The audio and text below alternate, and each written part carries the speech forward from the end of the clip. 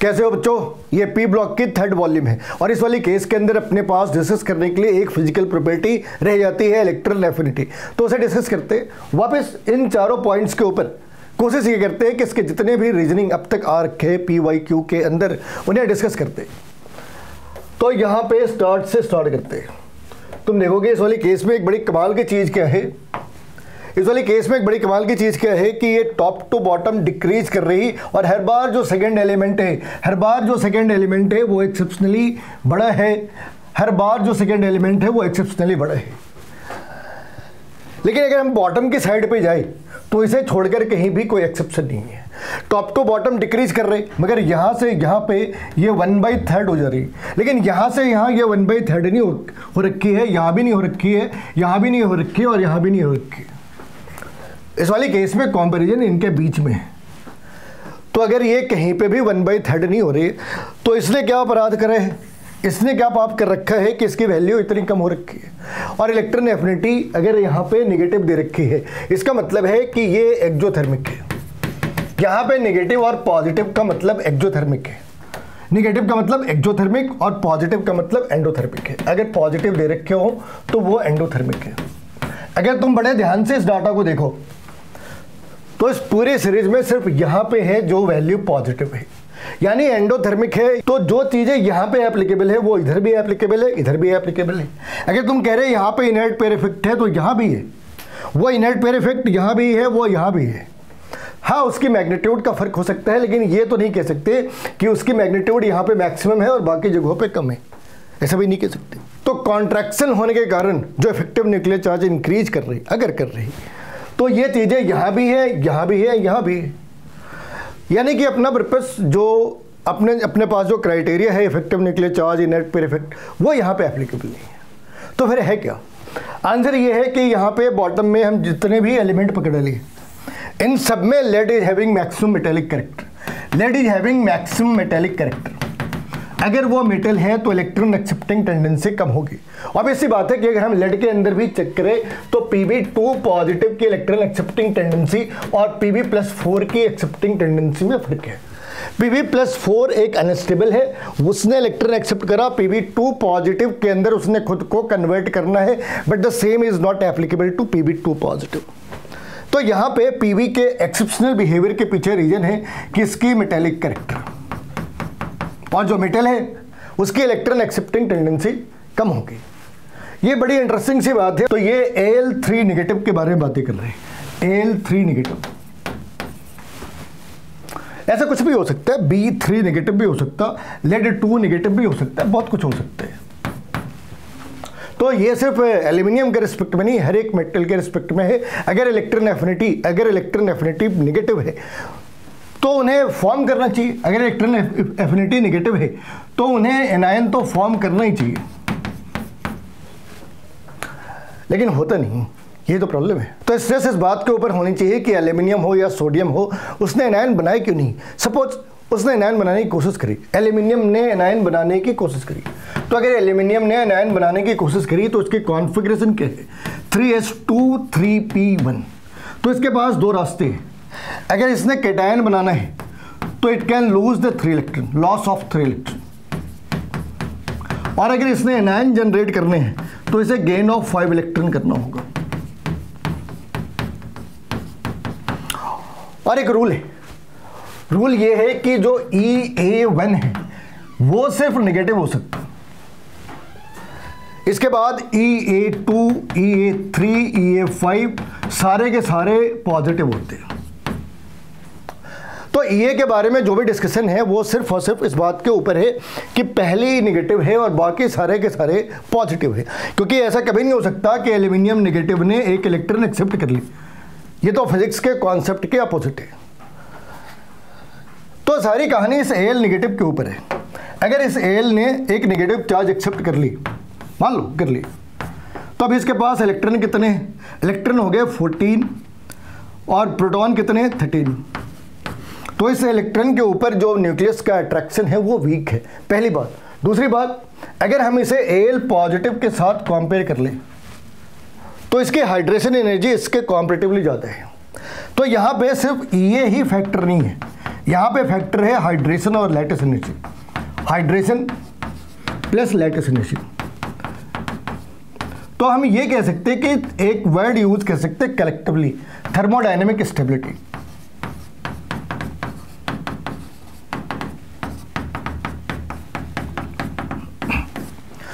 तो स्टेबिलिटी भी दो तरीके की हो सकती है, काइनेटिक स्टेबिलिटी और थर्मोडायनेमिक स्टेबिलिटी। मेडिकल के अंदर इसके बारे में ज़्यादा स्ट्रेस नहीं लगाते, लेकिन जेई के अंदर हमें यह भी देखना है कि इनके बीच में क्या डिफरेंस है और हम कहाँ पे ये थर्मोडायनेमिक स्टेबिलिटी का कॉन्सेप्ट अप्लाई करते हैं और कहाँ पे काइनेटिक स्टेबिलिटी का कॉन्सेप्ट अप्लाई करते हैं। अगर तुम्हें ध्यान हो तो कोऑर्डिनेशन कंपाउंड के अंदर हम थर्मोडायनेमिक और काइनेटिक दोनों स्टेबिलिटी के बारे में थोड़ी बहुत, क्योंकि वहाँ पे बहुत ज़्यादा स्पेस है नहीं, थोड़ी बहुत डिस्कस तो जरूर करते हैं।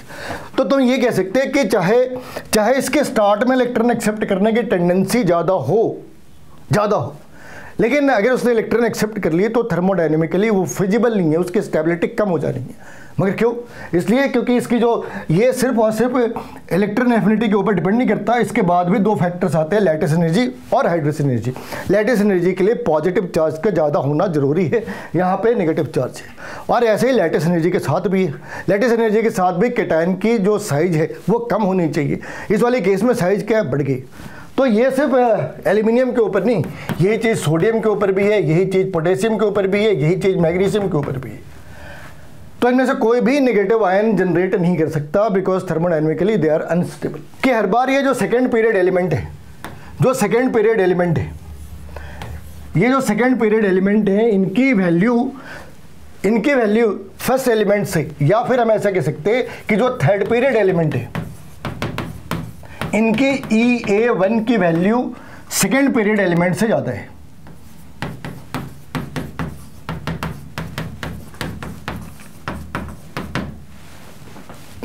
और ऐसा क्यों है? भाई इसकी लॉजिक बहुत सिंपल है।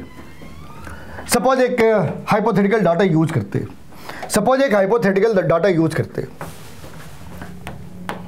और ये हाइपोथेटिकल डाटा क्लोरीन और फ्लोरीन को लेकर है, हाइपोथेटिकल है, एग्जैक्ट वैल्यू नहीं है। तो फ्लोरीन ने क्या करा, एक बार इलेक्ट्रॉन एक्सेप्ट करी तो यहां पे अट्रैक्शन है। फिर क्या हुआ, इलेक्ट्रॉन और इलेक्ट्रॉन के बीच रिपल्सन है।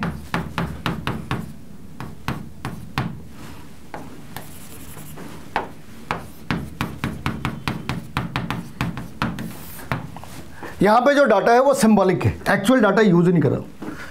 अब सपोज फ्लोरीन की साइज कम है तो उसके ऊपर अट्रैक्शन भी काफ़ी स्ट्रांग होगी।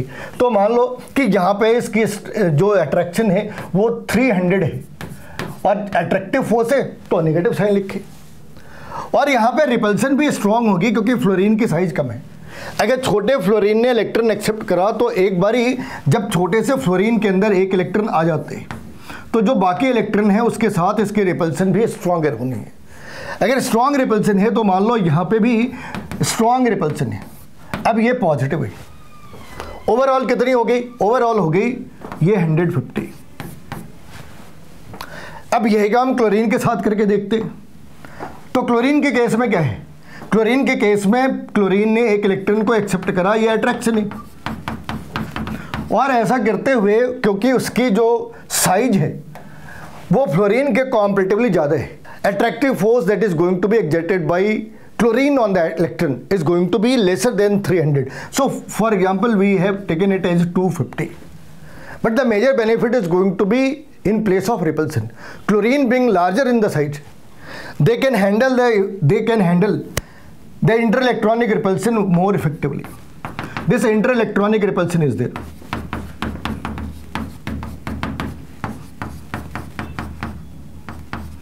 This interelectronic repulsion can be handled more easily, more comfortably, or in the more precise manner. Now this has to be lesser than 150.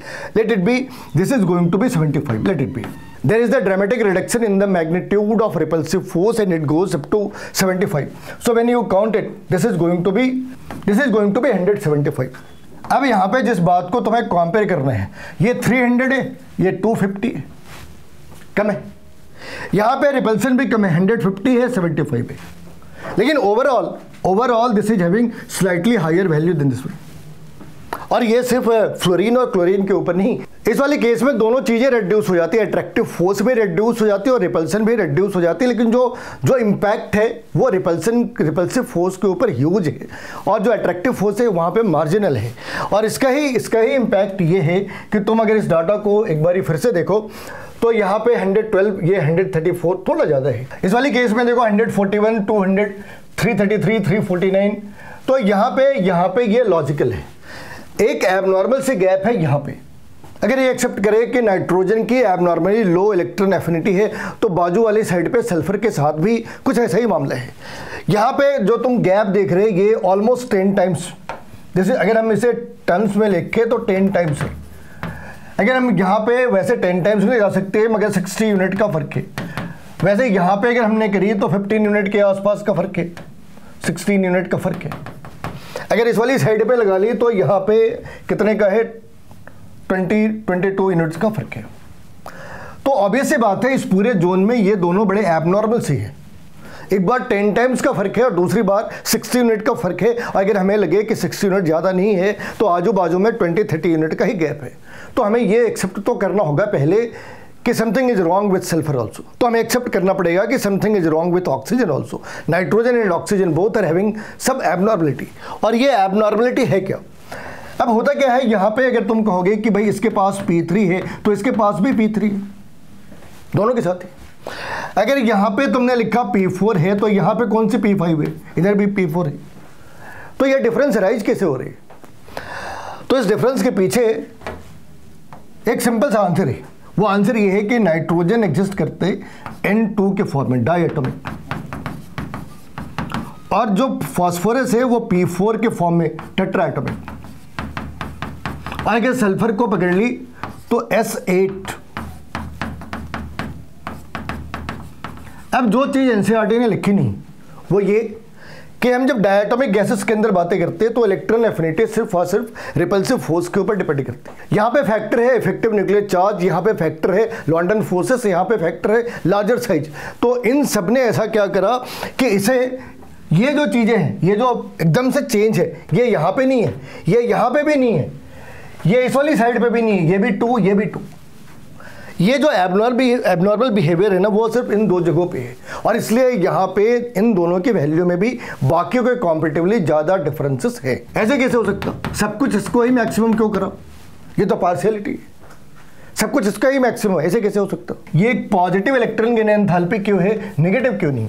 और आंसर बहुत सिंपल है कि भाई जब इसके पास ऑलरेडी P6 इलेक्ट्रॉन है, चाहे वो किसी के भी अंदर हो, ठीक है ना, यहाँ पे NH2 और यहाँ पे NP6, तो ये ऑलरेडी स्टेबल है।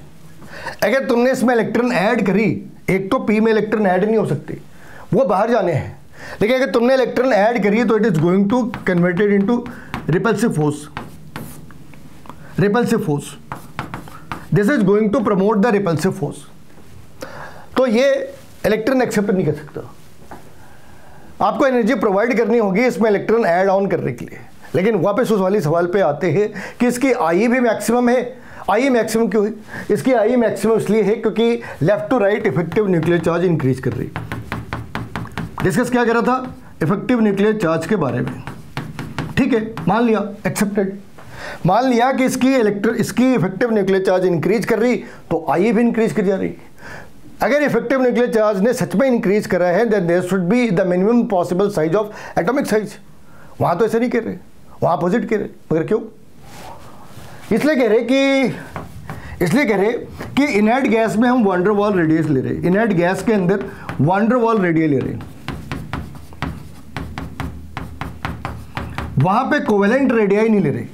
अगर कोवेलेंट रेडियाई मान ले, अगर हम एक हाइपोथेटिकल केस में कोवेलेंट रेडियाई डिस्कस करें तो वो इनर्ट गैस की मिनिमम होगी। अगर एक हाइपोथेटिकल केस के अंदर हम इनर्ट गैसेस की कोवेलेंट रेडियाई ले तो वो अपनी पीरियड में मिनिमम होनी है, ठीक है। यहाँ पे हमने वैन डर वाल ले रखी है जो बाय डिफॉल्ट सबसे बड़ी है। वैन डर वाल में क्या है भाई, ये दो नॉन कंबाइंड एटम्स हैं, इनके बीच के डिस्टेंस का हाफ, ओके। और कोवेलेंट में क्या कर रहे हैं, इन दोनों को इकट्ठा कर दी, अब इसके बीच के डिस्टेंस का हाफ ले रही है। तो अगर कोई कॉम्बिनेशन ऐसी है जहाँ पे पहले से कुछ चीज़ें पैरेलल है और जहाँ पे ऑलरेडी गैप है तो ये गैप तो ऐड ऑन करना है ना। तो यहाँ पे इस बात का हमें ध्यान रखना है कि हम जब एनसीईआरटी पढ़ते हैं वहाँ पे उन्होंने फ्लैट लिख दिया कि एटॉमिक साइज बढ़ जाती है। ठीक है, बढ़ जाती है, मगर कौन सी साइज, किसके बारे में बात कर रहे हैं? वंडर वॉल के बारे में बातें कर रहे हैं। उसकी अपनी प्रॉब्लम है। जो सोडियम है उसकी वंडर वॉल रेडियाई नहीं, तो वो सोडियम की वंडर वॉल रेडियाई नहीं ले सकता। अगर लेना हो तो सोडियम की वंडर वॉल रेडियाई किसके कॉम्परेटिवली कम होगी? तो सोडियम की wonder wall radii inert gases से कम हो जानी चाहिए, उसके कॉरस्पॉन्डिंग आर्गन से कम हो जानी है, ऐसा होना चाहिए।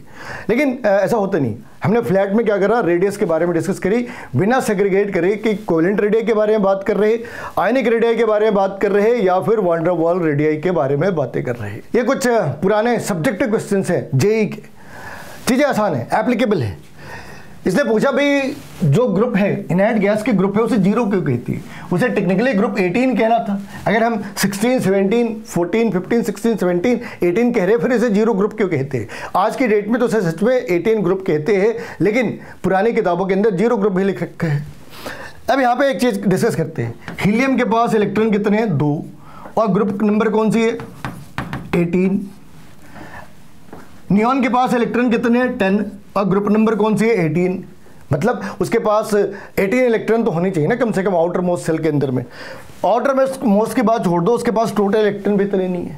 और यही चीज़ें अगर हम ऐसी चीज़ों को कर ले तो जो सेकेंड पीरियड एलिमेंट है, कार्बन, ऑक्सीजन, नाइट्रोजन, फ्लोरीन, इन सब के ऊपर भी यही चीज़ें एप्लीकेबल है। ये जिस ग्रुप में प्लेस करे गए हैं उतनी तो इसके पास इलेक्ट्रॉन भी नहीं है। आप कह रहे हैं वैलेंस सेल के अंदर इतनी इलेक्ट्रॉन होनी चाहिए, उतने इलेक्ट्रॉन तो इसके पास टोटल भी नहीं है। तो ये इस जो मॉडर्न क्लासिफिकेशन है उसकी ये प्रॉब्लम है। लेकिन वापस आते कि जब हमने क्लासिफाई करा था तब भी इसे जीरो क्यों कहा था? तो उस टाइम पे ओल्ड क्लासिफिकेशन के अंदर हमने ये ग्रुप बना रखी थी, group was indicator of combining capacity. अब ये कंबाइन ही नहीं करता किसी से, तो क्या करे? अगर ये कंबाइन ही नहीं करता तो क्या करे? इसकी जीरो डाल दी। Atomic size of noble gases is maximum. अभी डिस्कस करो कि हम एटॉमिक साइज इसकी क्या करते हैं? वंडर वॉल रेडियाई लेते हैं, इसकी हम वंडर वॉल रेडियाई लेते हैं, तो ऑब्वियस सी बात है वो बाय डिफॉल्ट मैक्सिमम है। अब ये सवाल बहुत ही इंटरेस्टिंग है, BX3 is known and BH3 is not known. तुम चाहो तो इसके बाजू में ऐसा भी लिख सकते PCl5 is known, PH5 is not. तुम्हें ऐसा लगेगा दोनों सवाल एक जैसे हैं ना, बिल्कुल अलग है। इन दोनों को एक तरीके से एक्सप्लेन कर ही नहीं सकते। इसे कैसे एक्सप्लेन करा? इसमें कंफ्यूजन कहाँ पे आती है वो समझ लो। अगर हमने BCl3, BF3, BBr3 के बारे में बात करी तो हमारे दिमाग में बाय डिफॉल्ट एक आंसर आता है बैक बॉन्डिंग। ठीक है, मान लिया। लेकिन BI3 उसके अंदर तो बैक बॉन्डिंग नहीं है। लेकिन यही कॉन्सेप्ट BI3 के ऊपर एप्लीकेबल नहीं है,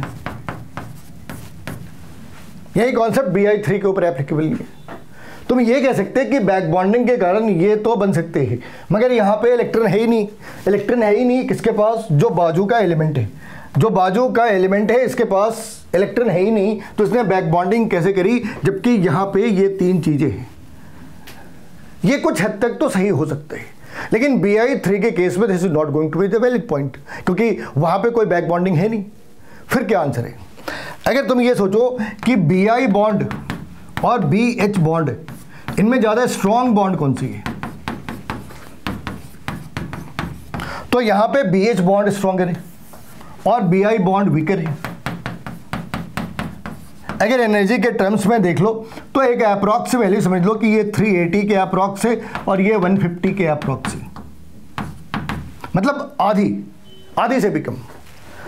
इसका ये मतलब है कि BH3 तो बनने चाहिए और BI3 नहीं बननी चाहिए, BI3 नहीं बननी चाहिए और BH3 बननी चाहिए।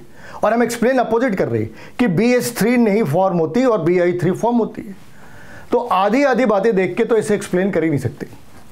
ना इसे बैक बॉन्डिंग के ऊपर प्योरली कर सकते हैं, ना इसे इस बात के ऊपर कर सकते हैं कि यहाँ पे स्ट्रॉन्गर बॉन्ड है। ऑब्वियस बात है ये बॉन्ड स्ट्रॉन्गर होनी चाहिए कि जो BI3 बॉन्ड से या BX3 बॉन्ड से इनमें जो डिफरेंस ऑफ इलेक्ट्रोनेगेटिविटी है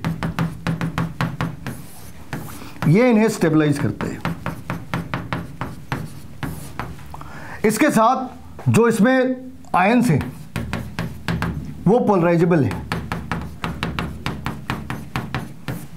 अगर हम आई नेगेटिव की बात करें तो ये मैक्सिमम पोलराइजेबल है, फिर बी आर नेगेटिव, फिर सी एल नेगेटिव।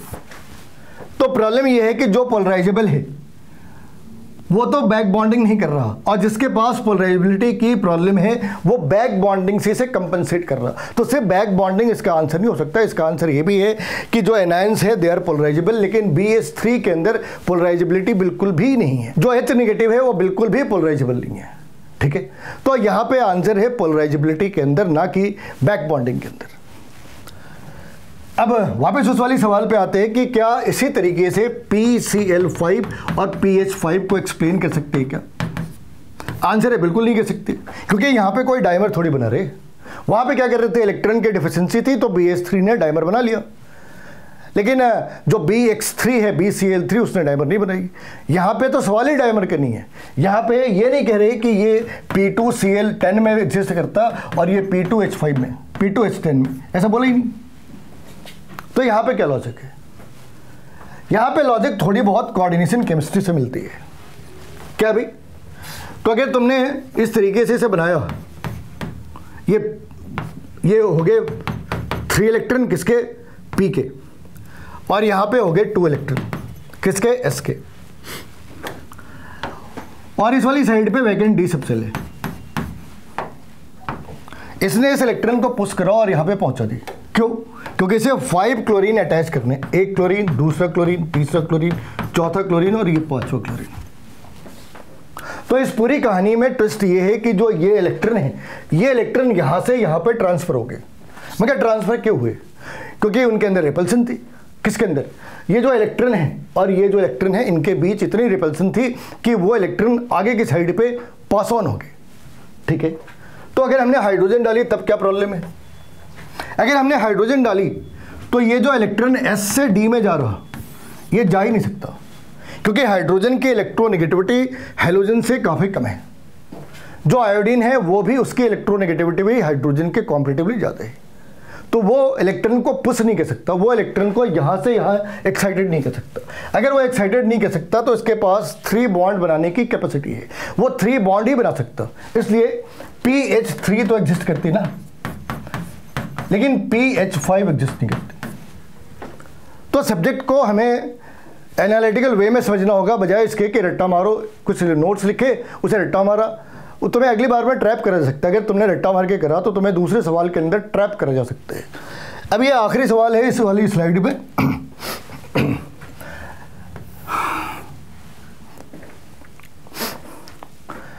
ये बहुत ही कॉमन सा सवाल है, बहुत ही आसान सा सवाल है, इसमें बहुत ज़्यादा दिमाग लगाने की ज़रूरत है नहीं। इसने कहा ग्रेफाइट के अंदर और कार्बन कार्बन बॉन्ड डायमंड के अंदर अलग है। अगर तुम उसके स्ट्रक्चर के बेसिस पे जाओ तो तुम शायद थोड़े कंफ्यूज हो सकते, मगर इसमें आंसर इस बात के ऊपर है कि ये sp2 हाइब्रिडाइज्ड है, ये sp3 हाइब्रिडाइज्ड है। हमें पता है कि जहाँ पे sp3 हाइब्रिडाइजेशन है वहाँ पे कार्बन की बॉन्ड लेंथ ज़्यादा है किसके कॉम्पैरेटिवली, जहाँ पे कार्बन कार्बन sp2 हाइब्रिडाइजेशन है। तो यहाँ पे कोई विजिबल आंसर एटॉमिक साइज आयनिक साइज के अंदर नहीं है। यहाँ पे जो विजिबिलिटी है, आंसर की जो विजिबिलिटी है वो हाइब्रिडाइजेशन के अंदर में है। 2 टॉपिक एक साथ कैसे लिंक करे जाते हैं वो इसके एग्जाम्पल है। वीडियो पसंद आई हो तो इसे लाइक करें, सब्सक्राइब करें, शेयर करें, नीचे कमेंट बॉक्स खुले है।